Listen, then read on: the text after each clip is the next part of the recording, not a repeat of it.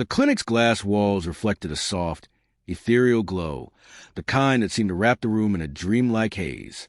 The sleek design of the space felt detached from reality, sterile, immaculate, yet oddly comforting in its precision.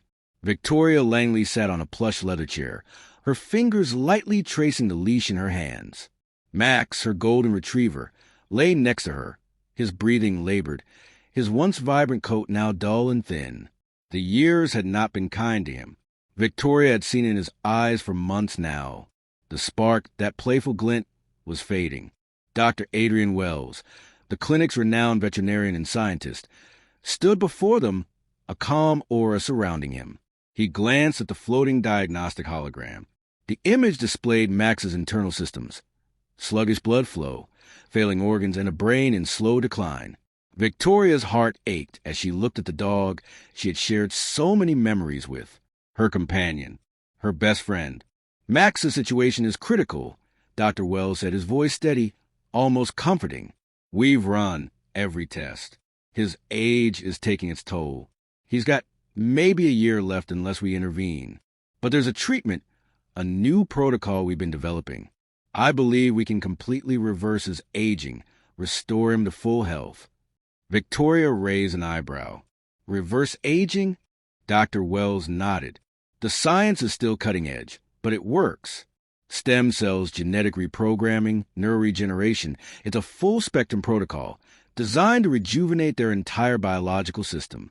We've been testing it on various animals with extraordinary results. Her mind raced. She had the means to afford anything. But was she prepared for this? For what it might mean? How long would he live after this? Victoria asked, voice barely above a whisper. Years. Possibly decades. I can't give you a precise number, but I can tell you this. If we start today, he'll have more than enough time to live as if he were a young dog again, healthy, energetic, and without the ailments that come with old age. Dr. Wells paused and added, the only thing I can't promise is what happens next. Victoria frowned. What do you mean? Dr. Wells didn't immediately answer. Instead, he gestured to a nearby screen, which showed footage of a healthy German shepherd running with joy in a field. The process works on a cellular level. The results are almost miraculous. But you should know, we're pushing the boundaries of biology. You're not just extending life. You're changing the essence of it. A sharp chill ran down Victoria's spine. Changing the essence of it? Was she ready to tamper with nature itself? She loved Max. Her heart ached at the thought of losing him. But was this the right decision? The silence between them was thick, almost suffocating. Finally, Victoria spoke. How much would this cost? Dr. Wells hesitated for a moment before he typed something on the holographic screen in front of him. A figure appeared, $1,200,000. The number hovered in the air, an unsettling reminder of the price of life. Victoria exhaled sharply. It was a staggering amount, but she could afford it, and she would do anything for Max. Without a word, she signed the contract. The treatment began the very next day. It was nothing short of extraordinary. The first step was a stem cell infusion, a blend of cells specifically engineered to repair and replace damaged tissues. The cells were introduced into Max's bloodstream, and within hours, the effects began. On the first night after the treatment, Victoria noticed subtle changes. Max's breathing steadied. His coat, which had been thinning and patchy, began to shine with renewed vitality. He seemed more alert, more curious.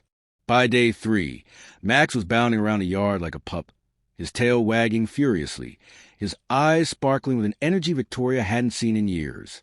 It was like seeing him through the eyes of a stranger. This wasn't the same dog who had struggled to climb the stairs just days ago. This was the Max she remembered, the one who used to run through the park, chasing after squirrels and playing fetch for hours on end. At week 1, Dr. Wells gave him another round of injections, genetic reprogramming, to remove the cellular markers of aging. The procedure was incredibly intricate, requiring hours of careful manipulation of Max's genetic code. The results, though, were astounding. Max was now running full speed across the yard, his joints no longer stiff, his movements graceful. He was the picture of health, looking as if he were in the prime of his youth. But Victoria couldn't shake the nagging feeling in the back of her mind. She saw the changes in Max, the way he seemed almost too perfect. His every step was calculated and measured. He had become almost too aware of his surroundings. At week 4, she began to notice something strange. Max's behavior had subtly shifted. He followed her everywhere, staring at her with an intensity that felt unnatural. When she spoke, he would tilt his head slightly, as though trying to understand her words. He had always been smart, but this was different. This was as if he was processing information in a way that felt almost human. Victoria tried to ignore the creeping unease. She focused on the bright side. Max was healthier than he had been in years. He was back to his old self, and for that, she was grateful. But still, that feeling lingered, a shadow in the corner of her mind. Then, one night, something happened that shattered her calm. It was late. Victoria was lying in bed, trying to sleep, when she heard a soft scratching at her door. At first, she dismissed it. Max was probably just being playful. But then the scratching continued, persistent and rhythmic. She groaned, rolling out of bed. "Max, what are you doing?" When she opened the door, he stood there, his eyes glowing in the moonlight, his posture too stiff, too controlled. He didn't greet her with his usual excitement. Instead, he just stared. His eyes were wide, unblinking. There was something almost unsettling about the way he looked at her. "Max," she whispered, kneeling down to his level. He tilted his head just a little too slowly. Then, to her shock, he opened his mouth and whispered.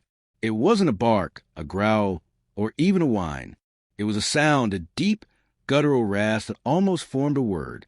"Victoria," he said, the word sounding like it came from deep inside his chest. Her heart stopped.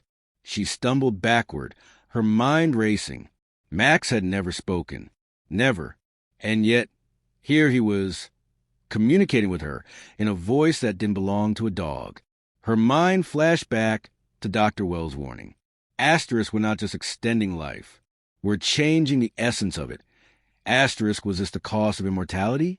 Days passed, and Max's behavior continued to grow stranger. He would sit in silence for hours, staring at her with an intensity that made her skin crawl.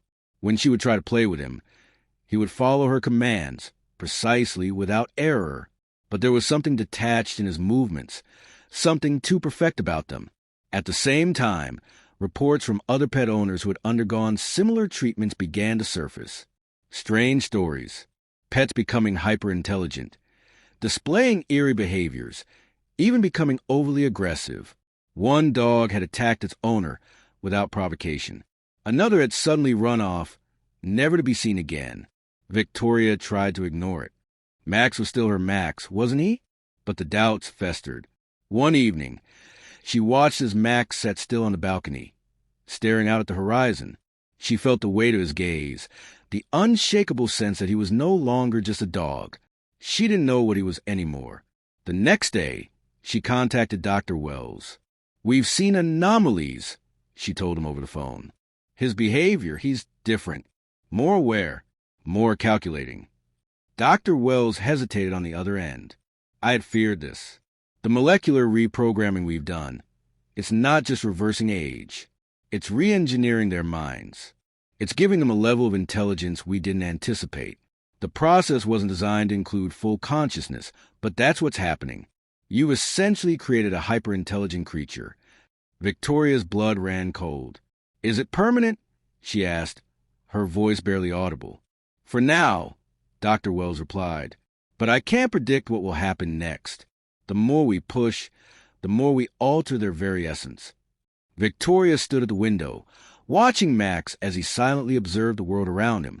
She wasn't sure anymore if he was still the dog she loved, or if she had created something else entirely. Would she have paid the price if she had known? Would she have chosen to keep him forever?